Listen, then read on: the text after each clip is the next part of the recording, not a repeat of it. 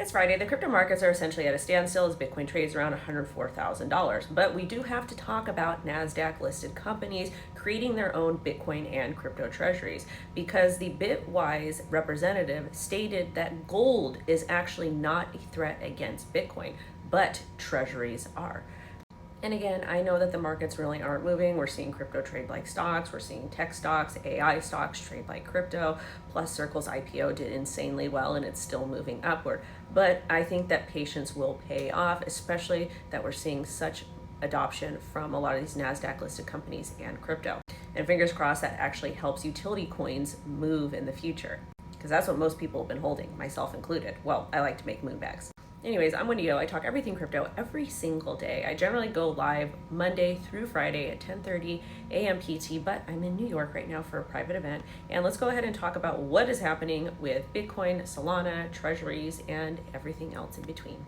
That means to like this video, subscribe, set all alerts, and of course, drop me a comment because I read all of them. So recently there was someone from Bitwise that said that owning one Bitcoin is essentially the new American dream, considering that most Americans cannot afford to buy houses. And now it looks like the Bitwise CEO came out and said that gold is not a direct threat against Bitcoin, because a lot of us in crypto utilize Bitcoin as a hedge against inflation and all the craziness happening. And there's been a lot of discourse between the gold community and the Bitcoin community over this. But he said that US treasuries are the rival for Bitcoin.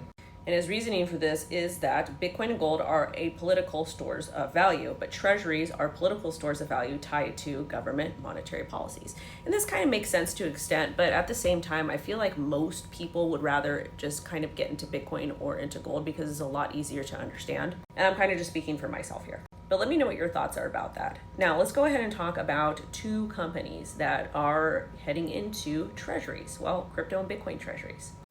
So, NASDAQ-listed healthcare firm opens Bitcoin treasury with 20 million Bitcoin buy.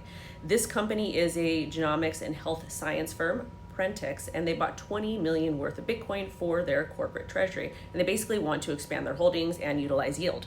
And their goal is to integrate Bitcoin into health platforms, consumer payments, and long-term corporate finance. And their stock pumped 20% on this. So I used to work in healthcare, and I don't really understand how they're going to integrate Bitcoin into anything healthcare related, especially for payments, because most people will not be spending their Bitcoin. But again, that's just my personal opinion.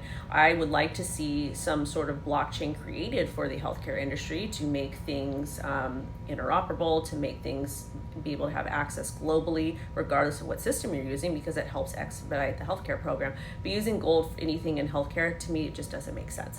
But again, I could be wrong.